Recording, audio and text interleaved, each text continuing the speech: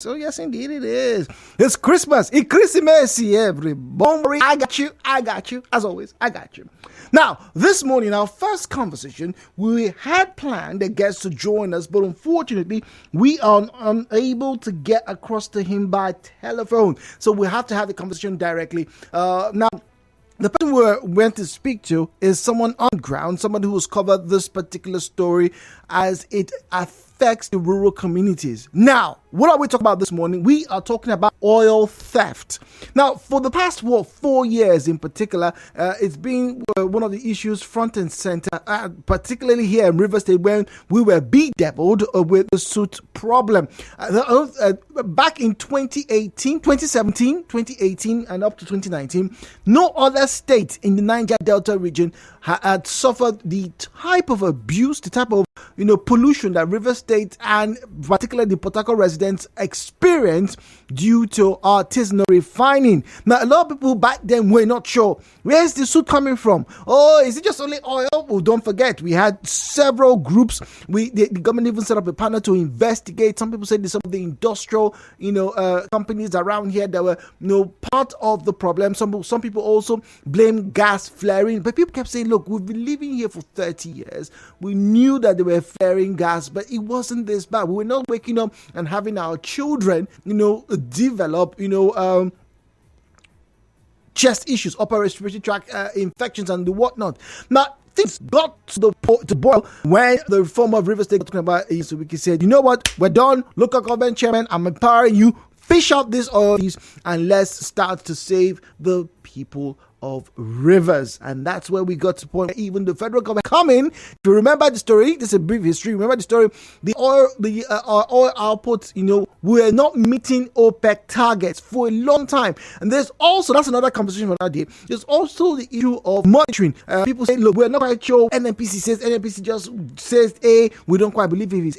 No one actually can tell where and what amounts are being produced on a daily. But anyway, that's where we are getting to this morning. This morning, we are looking at the fight against oil theft and what the effect is on the rural communities. Now, let me read a few stories for you to tell you where we are getting to with this conversation. Now, back in November, which was last month, the middle of last month, the Nigerian Air Force said it destroyed 5 Cotonou boats caught siphoning crude oil at the Hawthorne Channel in Alakri in River State. Back then, Edward Gakwet, talking about the Director of Public Relations and Information on Nigerian Air Force, made the statement and said 6 active illegal oil refining sites in River State were also bombed. Please listen to this. Bombed by the air component of Operation Delta Safe. All right. Now let's take another report. This was back in August, where the NAF also bombed crude oil refining sites in River State. Now, in September, the military destroyed 89 illegal refining sites. That's the report that we got, recovering stolen crude and the whatnot. So I can go on and on. You get the drill. But this is where it concerns you. Many of you are here in Port Harcourt. Some of you are probably in Ahoda, LMA, so maybe some parts of Oboni, but you don't get to hear the after effect or see the after effect of this fight against oil theft. Now, the word there is bombed. Yes, the military said it bombed, and there have been several videos of them, having, missiles or whatnot drop, detonate ordinances rather, on these illegal sites. But the thing is, there's meant to be a fallout. Do you know? And then more importantly, are the people in the area, talking about the rural area, are they on board with the government, whether it's at the state or federal level, in the fight against illegal refining, oil theft, basically? Back in 2019, on this platform, some of you called and says, hey, no, Jude, the government should leave the boys. They're only trying to survive. Then we had those accidents. Not 1, not 2, not 3, not 4, not 5. And people lost their lives in great numbers. Here in Port, in Imo State, another part of the where just different problems they will make something. So to get you to pay attention to this moment, because you are sat there in Port Harcourt, in Ahoda, in LMA, you don't know what exactly is going on in the rural areas. Let me ask you, do you think the rural dwellers are supportive of the fight against oil theft when they are in quote, villages, it's not just the whole village. Please don't take me out of context. The areas where these oil refining sites, illegal, are being operated are bombed. Don't forget, if you ever had an explosion, it can be troubling. You are in Port Harcourt, you don't hear the explosions. You don't. But these brothers and sisters of ours who are in the rural areas, they get to hear it. Do you think they're happy about it? If you have family or friends and they called you to tell you, they came they chased out these people, we are in support of it. Are they really? The oil theft is the big drain on the nation's economy. Are those in the rural areas part of the program right now? Let's hear from you this morning. The views and opinions shared on this program do not represent the position of Nigeria Info FM. Nigeria Info, let's talk.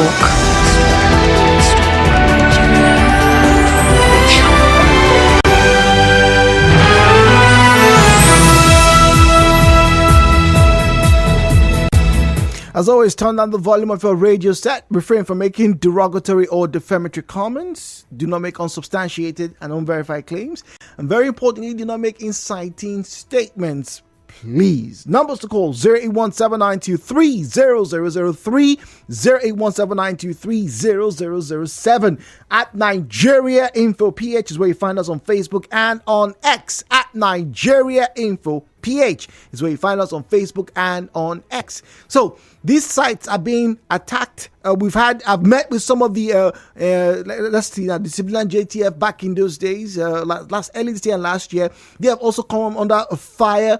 Some of their members have also lost their lives. The fight is on. But for a lot of you in Port Harcourt and other parts of the cities in the Niger Delta, you are oblivious. Totally oblivious of what is going on in the creeks.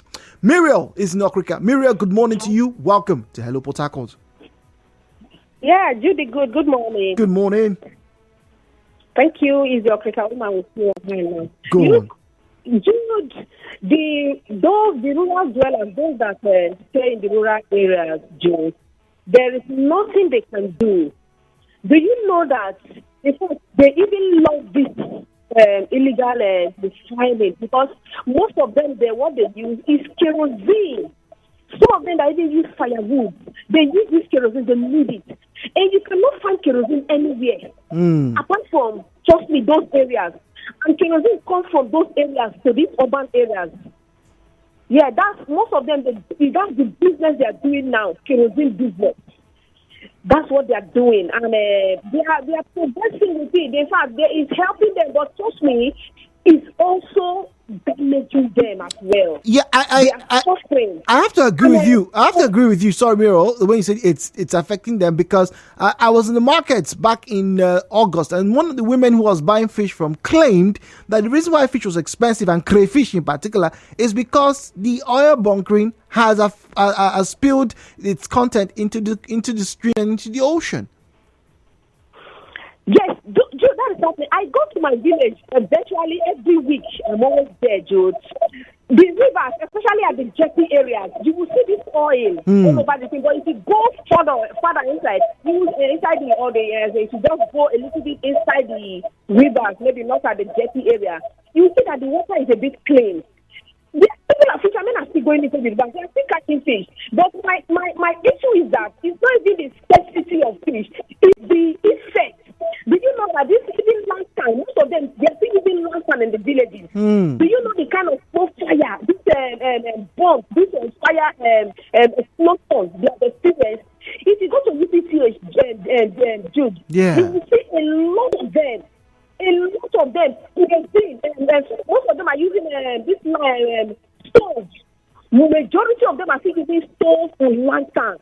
And the thing is explodes on their faces and their hands. So many bombs in the rural areas. So it's affecting them, but there is nothing they can do. They are not the ones to do the fighting. They can't fight it. If you go to the jetties, various jetties in these rural areas, you will see the Navy, you will see the Army. They are there. They are the ones that are supposed to be doing the fighting, but they are not doing it. They are living land. They are getting a lot of but Muriel, Miro, officially, the military in the past 3 months in particular has been giving regular updates, concerning the fight on oil theft. We even know that the output that we now have is even on the increase because they've been stemming the flow of the thievery. But finally, before I let you go, Miro, do you think they're in support? I'm not asking you how they can support, but do you think that they are in support of the government's fight on oil theft, the rural dwellers? Absolutely not, because some of their sons are living large with it through it, so they are not. Thank you very much. Muriel from Okrika says she doesn't believe that the rural dwellers are particularly pleased with the fight. But do they understand the fight? Which brings us back to the question that was asked years ago. Is the government being sensitive to those in those rural areas? Are they informing them? Are they educating them as to the dangers of illegal artisanal refining? Are they telling them of the economic sabotage? Do they explain that when the oil stolen, it's not commensurate health or commensurate infrastructure that they get in their communities? Miro gave a very good example. People like to use kerosene in those areas. Where do they buy the kerosene? So once again, if you're just joining us, you sat down in the comfort of your home, driving your car. In the past 3 months, the government has been fighting toe-to-toe, stepping up its game against oil theft in the Niger Delta. But you didn't know, did you? Well, your neighborhood wasn't blown. You didn't hear the burst of flames or the screams. But those in the rural area, they do. They hear it, they live it. We'll be back after the break.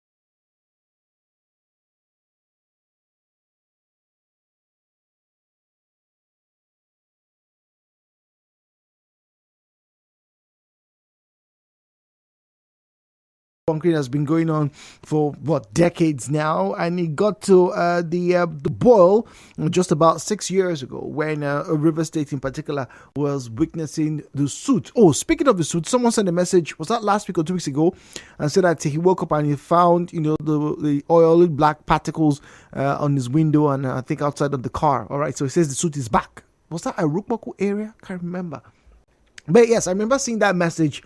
I missed the throw, the several hundreds that we tend to get, every day. But anyway, let's move on. All right, we'll still be having investigations on that. But this morning we're talking about the fight on oil theft and those who are, as it were, in the crosshairs, the crossfire, caught in the crossfire, are the rural dwellers in the Niger Delta.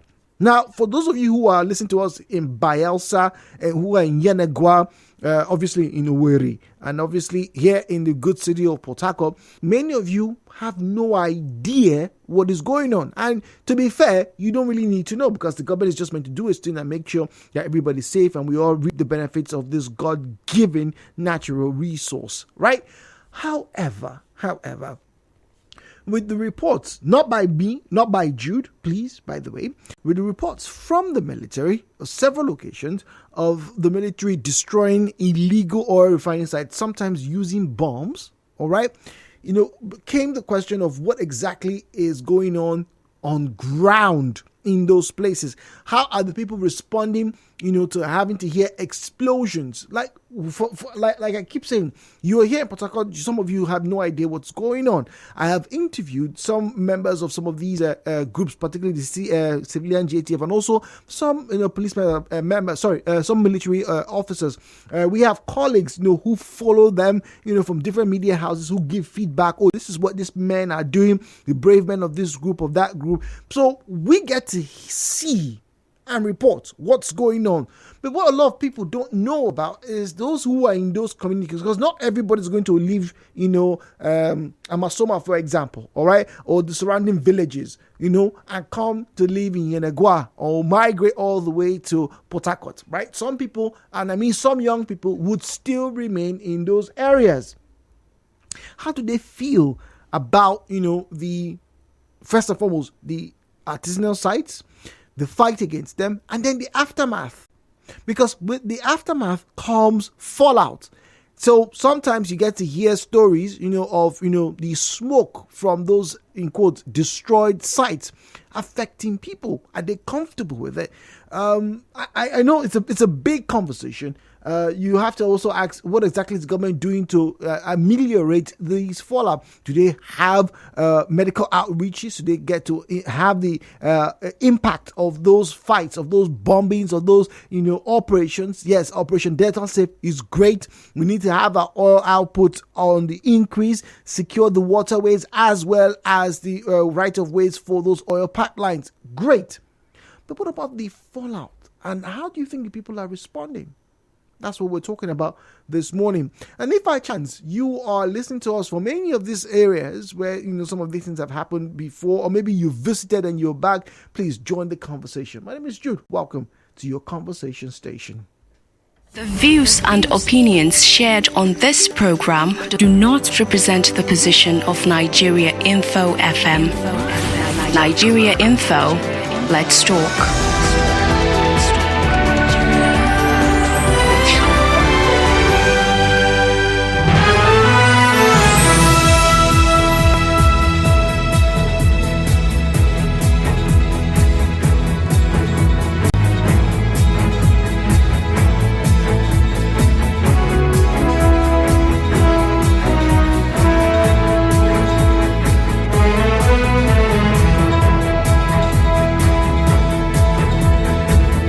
So 017-923-0007, 0817923-0002, 0817923-0007, 0817923-0002. That's the number to call us, or numbers to call us. Don't forget, turn down the volume of your radio set. Refrain from making derogatory or defamatory comments when you call in.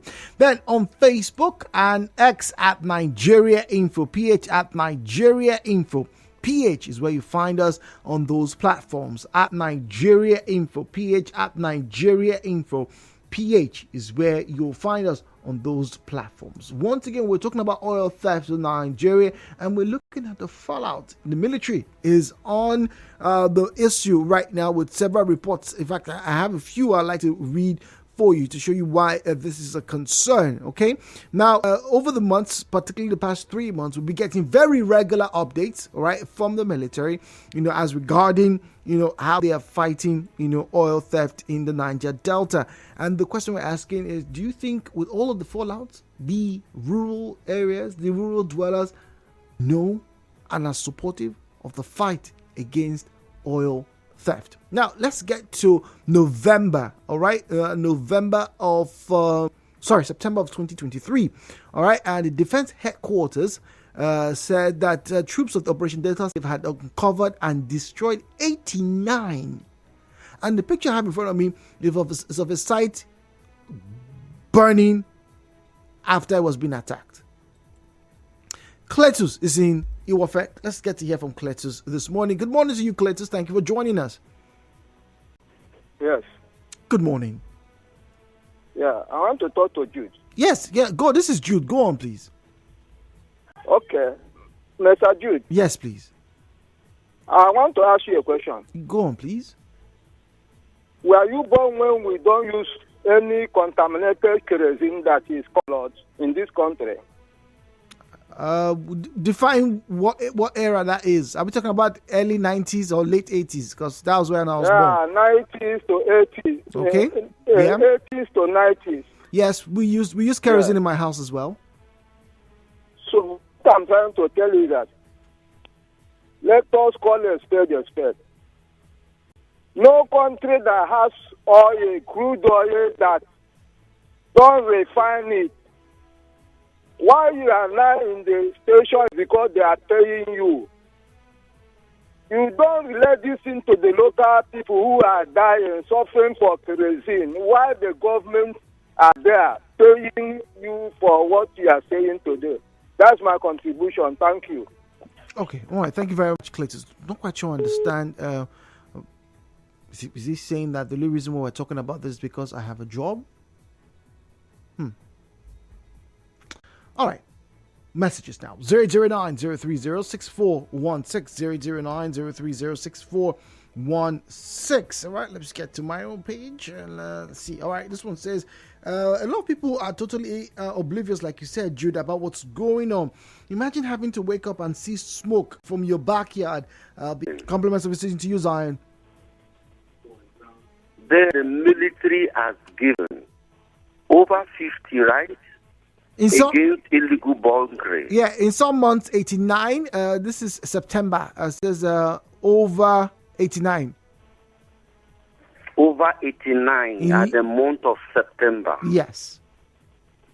In all these their operation and attacks, is there anyone, just one, the media houses went for investigation and confirmation of those reports the military gave? Yes, please. At least the person who we're meant to speak to this morning would move with the military contingent. We have several colleagues from different media houses who will give feedback. Look at the problem. You are moving with the military contingent. Have you moved with the community contingent? Have you moved with the affected people's contingent? This is the problem of this country. Zion, sorry. I'm sorry to interrupt you. I know, but just to pass information. Now, whilst we had people who would move with the military contingents on their operations, we also did. In fact, the person whom we were meant to speak to was one of those people who did reports in those communities to find out what this fight was like for them. Unfortunately, we are unable to get him to express the things he had seen. But yes, there are journalists, there are reporters who are going to these areas to find out what exactly is happening, which is what we're sharing this morning. Why you people giving us the community report? You should let the military report you are giving us. We start Why? off. Hold on, sir. We start off with the military report to tell you this is what they've done. But now that people have gone out to say, "Oh, this is what is affecting us," that's what we're talking about. I did just make mention that some people wake up with smoke at the back of their house. They don't know what is going on. That is their complaint. You are just telling us their complaint and the effect they are having. See, let me be honest to you, my brother. Yes, please. You see this environment, Niger Delta.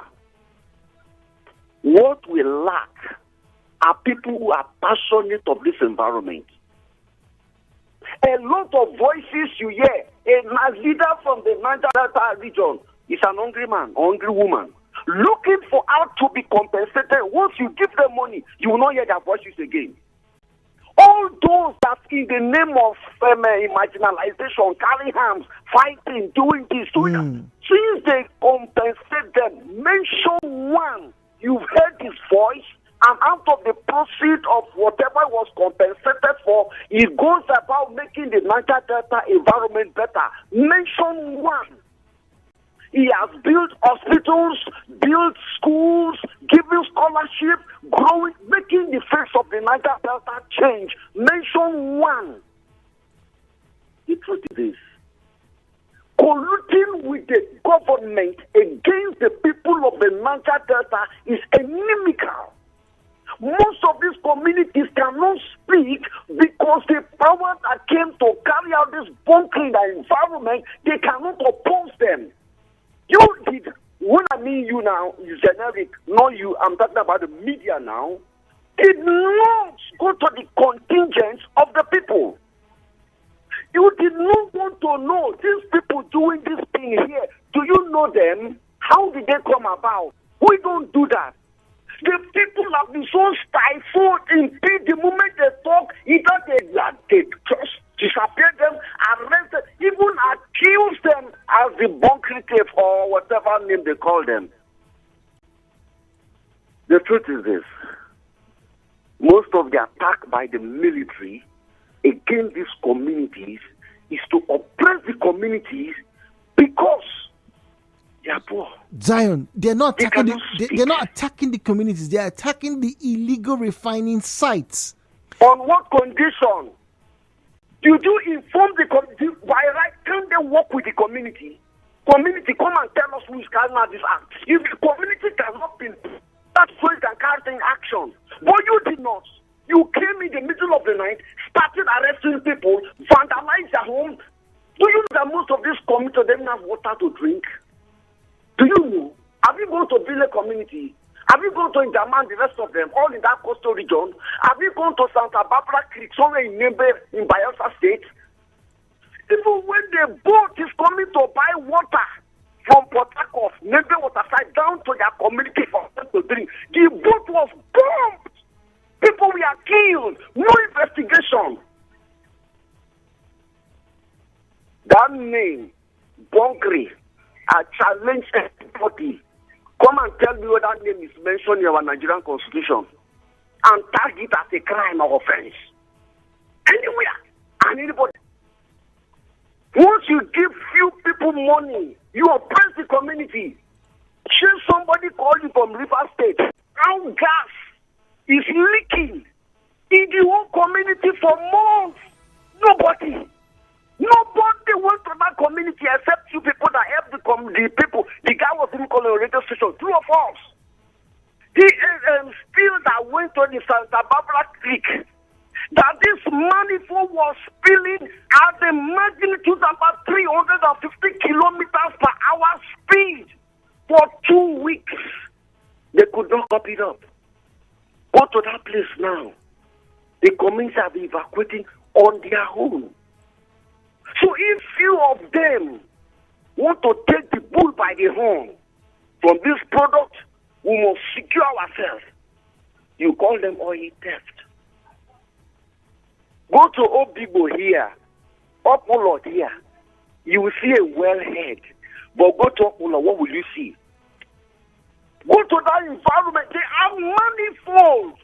They have flow stations that is spilling gas in the air. Go to Opulot here. Yeah, in Obibo here. You will not see anything to show forth. And when those people manage to sip with foam 2 liters of well somewhere, you call them bunkering people, thief. But let's be sincere to ourselves.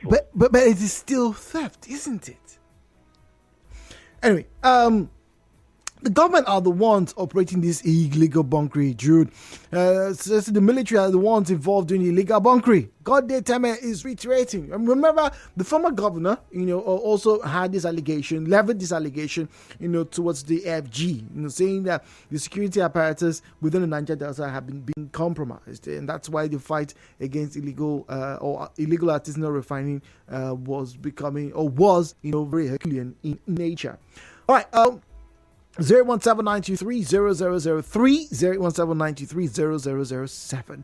All right, WhatsApp and Telegram, 0809-030-6416, 0809-030-6416. Now, just for the clarity of this conversation, to give a balanced view, like I said, we did have colleagues. We interface with other colleagues who go out, who get to investigate, who go with the military, get to see what they are doing, and also get to speak to the rural dwellers. That's the reason why I got interested in this particular conversation. After one of them spoke to me and said, look, this is what these people are going through. This is what they are saying.